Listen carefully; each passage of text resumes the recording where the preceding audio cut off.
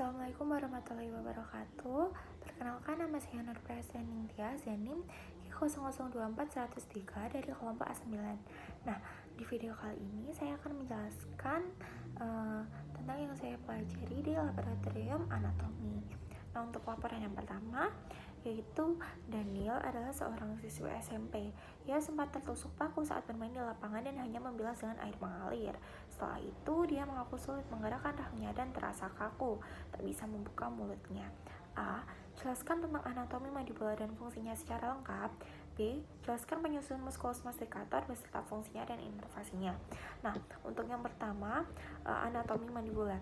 Jadi, mandibula sendiri itu adalah rahang terbesar bagian bawah yang di tengkorak. Jadi dia itu fungsinya itu untuk menahan gigi bawah saat berkontraksi. Nah, ini adalah contoh gambar mandibula. Jadi ada processus condylaris, ada processus coronoideus, ada foramen mentua, ada tuberculum mentua, ada protuberansia mentua. Kemudian ini tampak samping. Jadi kayak proses condylar dari samping itu seperti ini. Terus ada protuberansia mentual juga. Terus ada angulo. Ya, angulo itu sudut bagian bawah. Nah, untuk definisinya sendiri seperti yang aku jelaskan tadi kan, dia itu tulang muka yang paling besar di rahang bawah. Nah, selain itu ada dia itu dapat ditekan dan diangkat pada waktu membuka mulut dan menutup mulut. Kemudian dapat ditonjolkan, ditarik ke belakang dan sedikit digoyangkan pada waktu mengunyah. Jadi kan dia kan terdiri dari corpus mandibula, processus alveolaris, ramus mandibula, processus coronoideus, ada angulus mandibula dan processus condylaris. Nah, mandibula terdiri dari korpus berbentuk tapal kuda dan sepasang ramus. Jadi korpus mandibula itu bertemu dengan ramus masing-masing sisi pada angulus mandibula. Nah, ini gambar yang lebih jelasnya ya, yang lebih full zoom. Ada mental foramen. Nah, tadi di sini ada angulus atau sudut. Terus ada condylaris, ada coronoideus. Nah, angulus mandibulanya di sini teman-teman, maaf. Nah, kemudian saya akan menjelaskan yang B, yaitu musculus masticator. Nah, musculus masticator itu apaan sih? Jadi ini tuh kayak otot pengunyahan. Jadi kayak saat kita menggigit atau memakan makanan itu kan dia itu kayak membentuk kita secara mekanis untuk menggiling makanan di dalam rongga mulut. Kemudian, nah di dalam musculus ini dia itu terdapat ada musculus temporalis, ada musculus masseter, ada musculus pterygoideus medialis, ada musculus pterygoideus lateralis. Jadi ini tuh di pterygoideus medialis itu ada bagian superior, bagian inferior, bagian dalam dan bagian dangkal.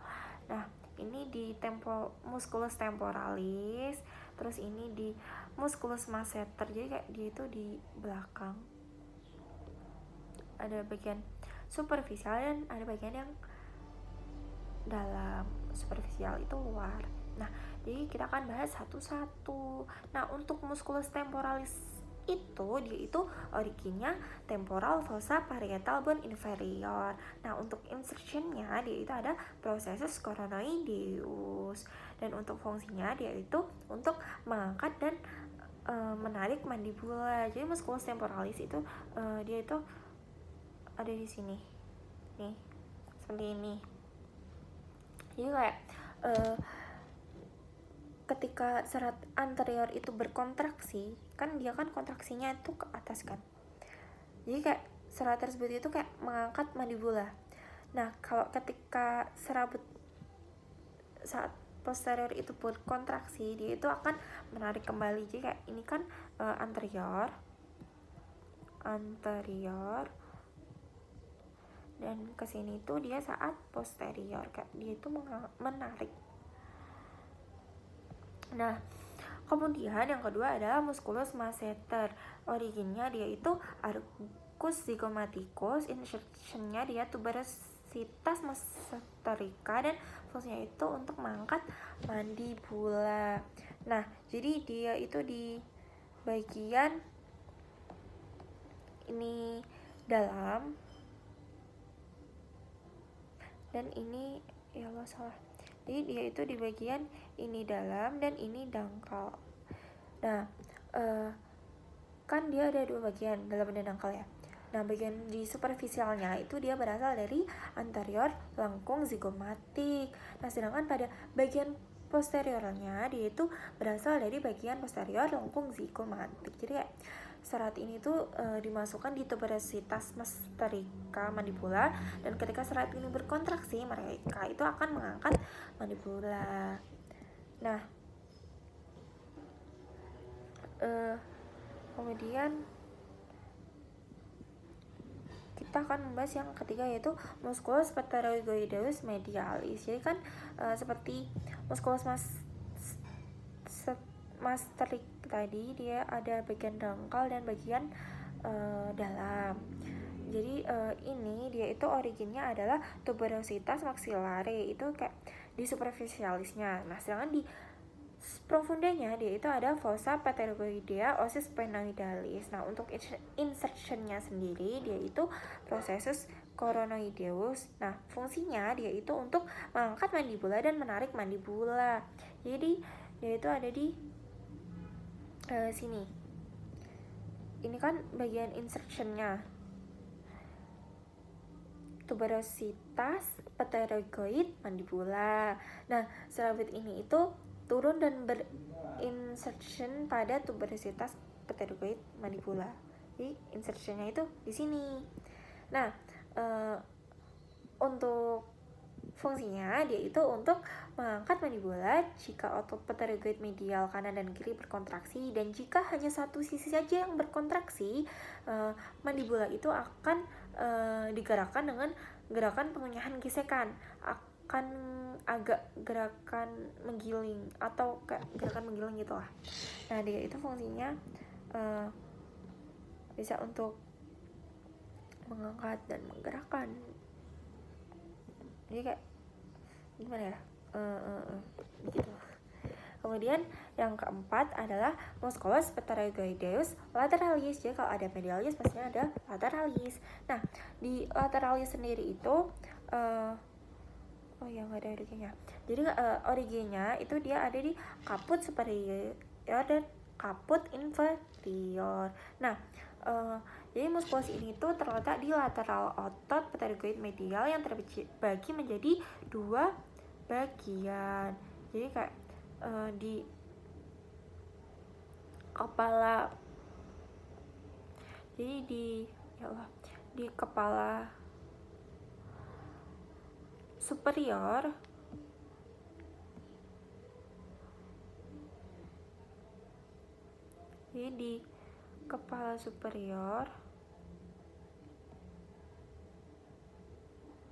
dia itu berasal dari permukaan infratemporal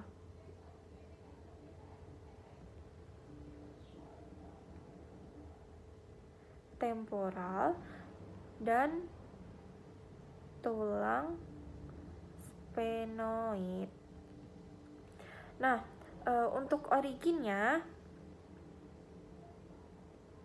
yaitu, jadi ini origin caput. Jadi originnya ada dua, yaitu caput superior, dia itu ada di facies infratemporalis dan alae majoris osis sphenoideus.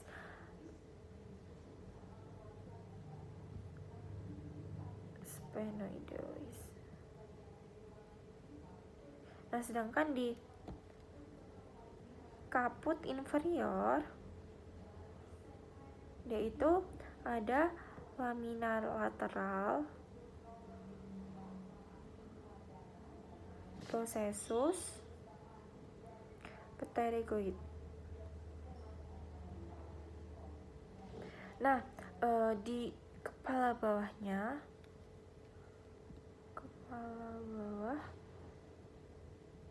jadi kayak kepala bawah ini kedua kapit ini tuh bergabung bersama untuk dimasukkan ke dalam area umum di fovea pterygoid. Jadi kayak insertionnya itu fovea pterygoidea mandibulae. Insertion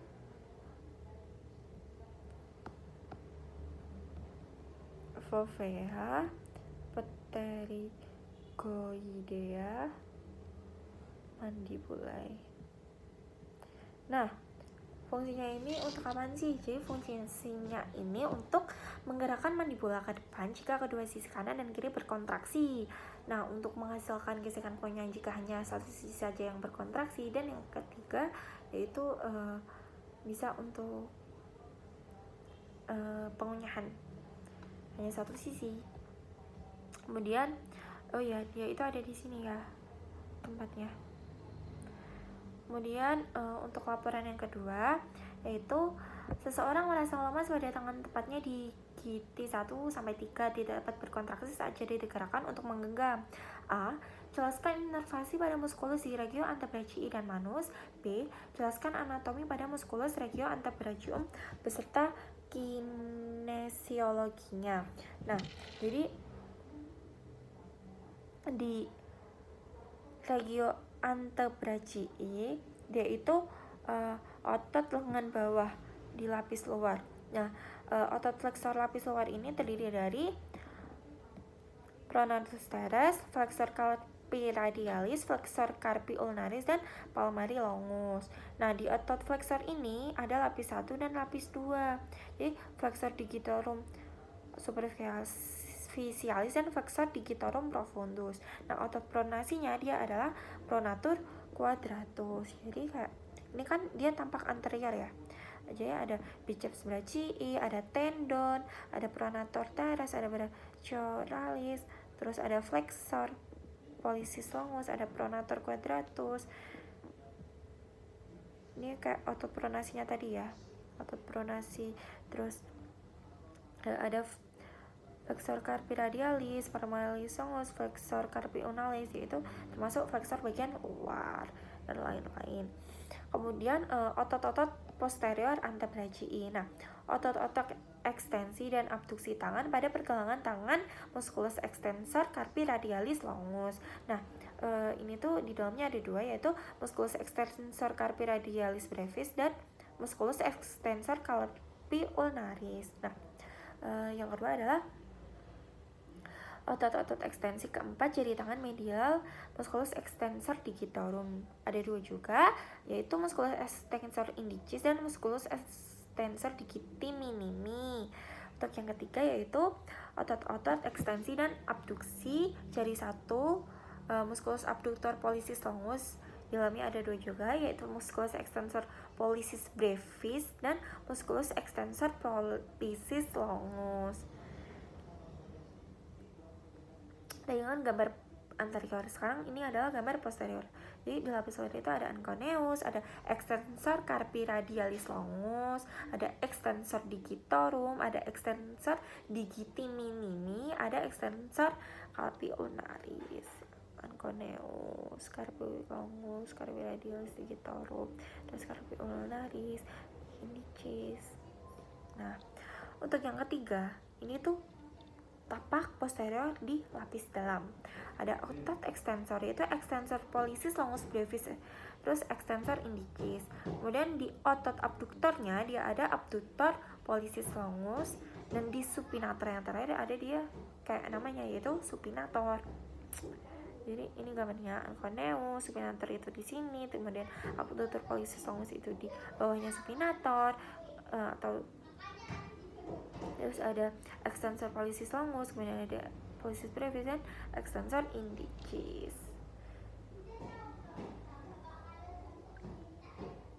Nah, ini tuh ada flexor, kayak dia tuh otot muskulus bisa operasi itu organnya apa, kayak caput longum, tuberositas superciliara.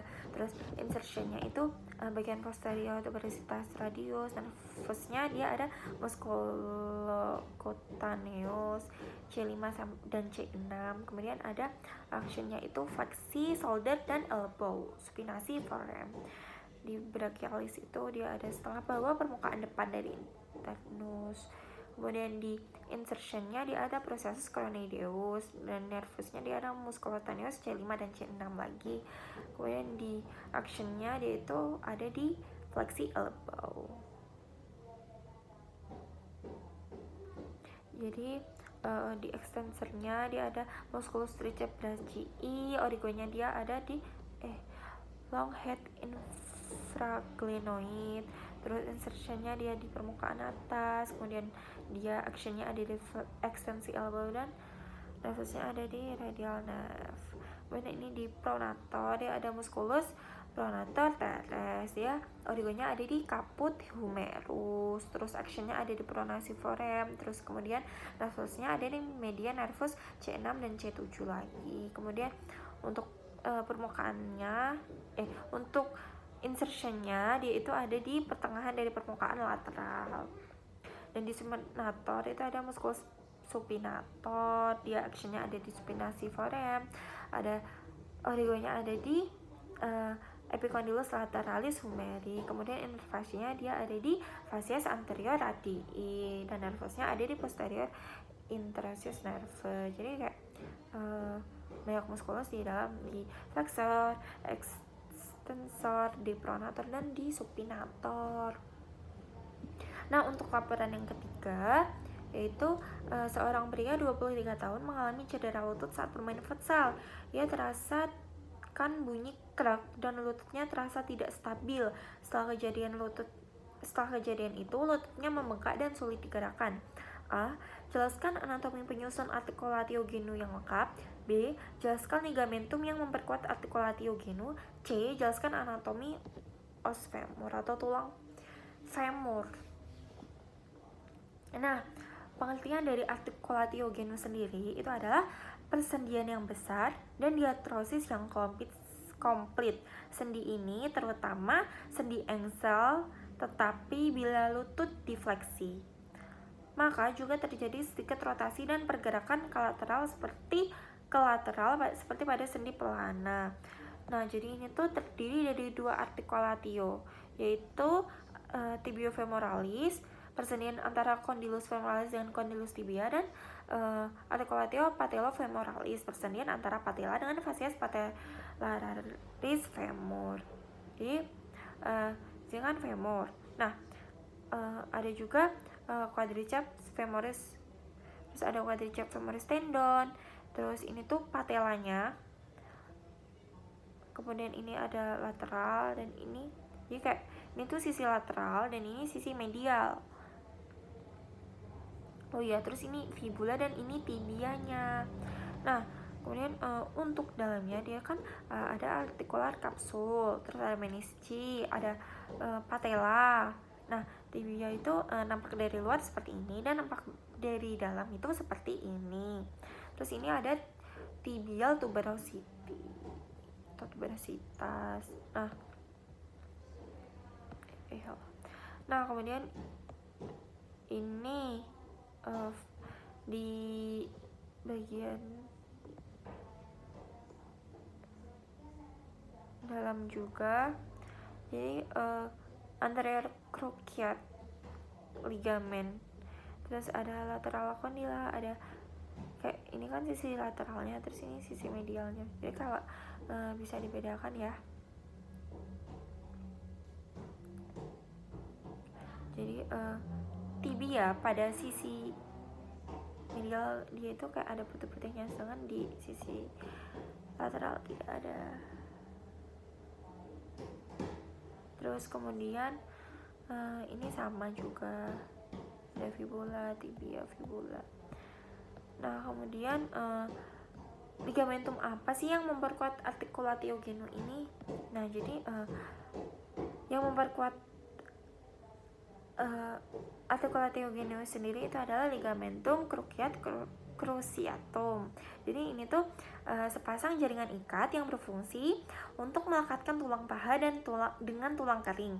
Namun cruciatum sendiri itu diambil dari bahasa Latin yang berarti crux, yang kalau bahasa Inggrisnya itu cross atau menyilang.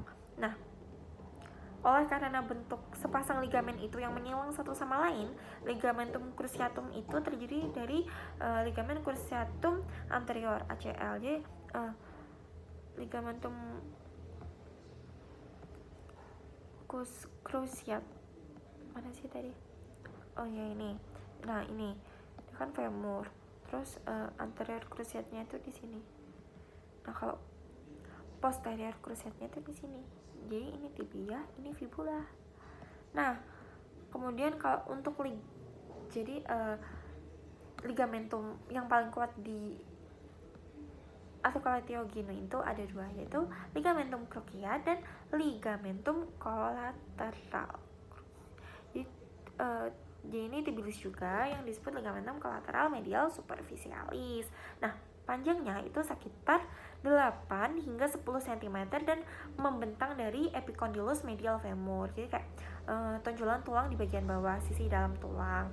Nah, kedua lapisan ini tuh pada tulang tibia. Jadi ini tuh adalah benda datar seperti pita yang terletak di aspek medial atau tengah lutut.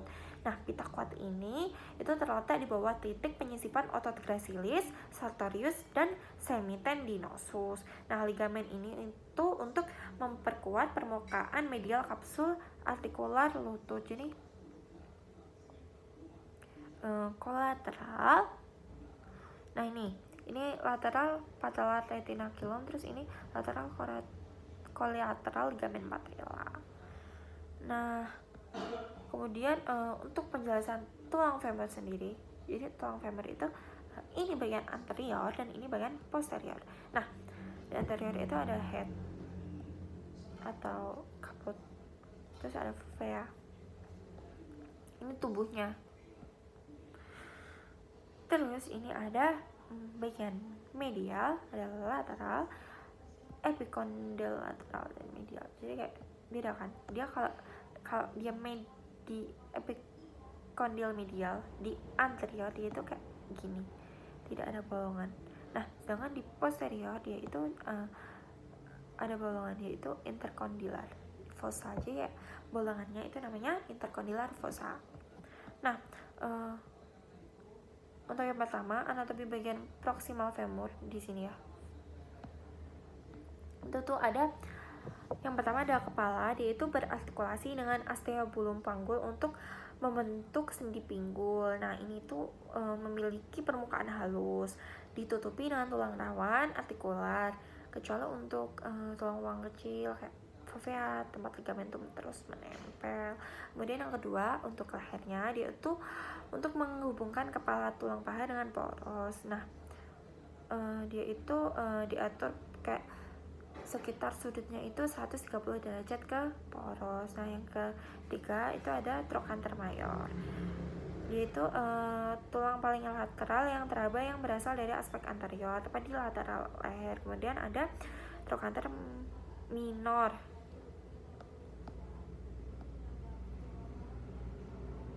Jadi trochanter, ya Allah. Jadi trochanter minor dia itu lebih kecil dari trochanter mayor. Nah, ini tuh untuk memproyeksikan dari sisi posteromedial tulang paha yang lebih rendah dan di persimpangan batang leher. Nah, kemudian kita akan menjelaskan yang ada di batang atau body pores femur.